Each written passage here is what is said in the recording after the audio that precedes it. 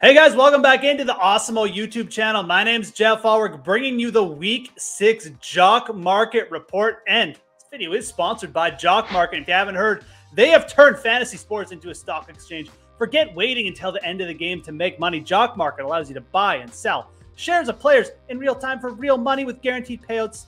All those shares at the end of the night. Daily markets in NBA, MLB, NHL, and PGA.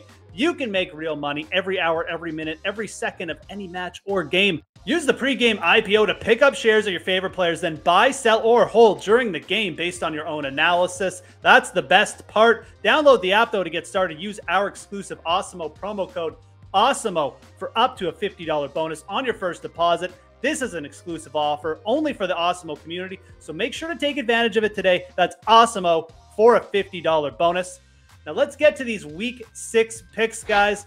And my first one, I love looking to the Cincinnati Bengals game, but taking on the Detroit Lions, one of the weakest secondaries in the league. Let's go to Jamar Chase. Chase is averaging just under 20 yards per catch so far this season, and his targets have gone up since Week 1. He's seen 19 targets now over the last 2 weeks. His usage is great all over the field too. He's not just a situational player. The Bengals are using him around the line of scrimmage. He's obviously getting those deep balls as well. He's got 5 touchdowns on the season, averaging over 15 fantasy points. So we know this isn't a mirage with Jamar Chase. He's an elite wide receiver right now, and gotta love this matchup against Detroit. Like I said, second last in yards per play, last in yards per pass attempt against. This secondary has been an absolute big play machine. We've seen a lot of quarterbacks go off against them on low pass attempts too.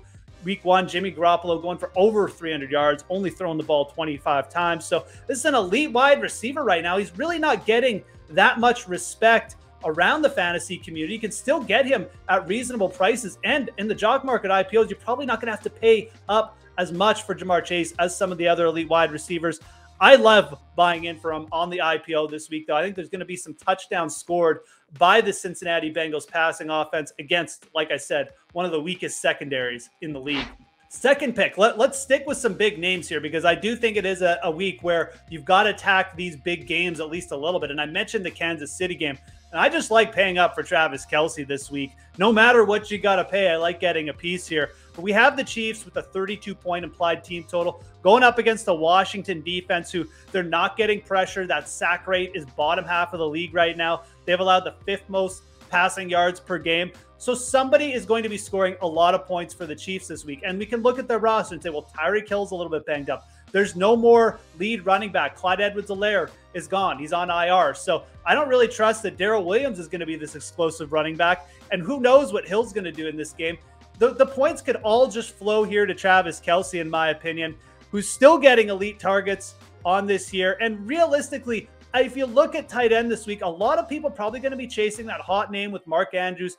He's been really having a good little run here, but I like paying up for the Chiefs' main weapon in this game. Again, coming in as big favorites, going up against a weak pass defense. I think you pay up for Travis Kelce in the spot. This really does feel like a spot where Travis Kelce maybe gets in the end zone a couple times, if not more. My third pick, for Week 6. I'm going to go to the Denver Broncos here with Javonte Williams. Yeah, the rookie running back.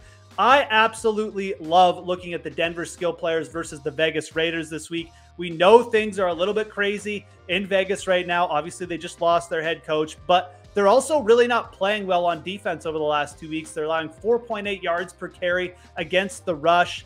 So one of the worst rush defenses in the league. We've got Denver here as minus 3.5 favorites coming in. That should mean more rushes for the running backs in this spot. And Williams, over the last 2 games, really started to pick up his play, averaging over 6.0 yards per carry.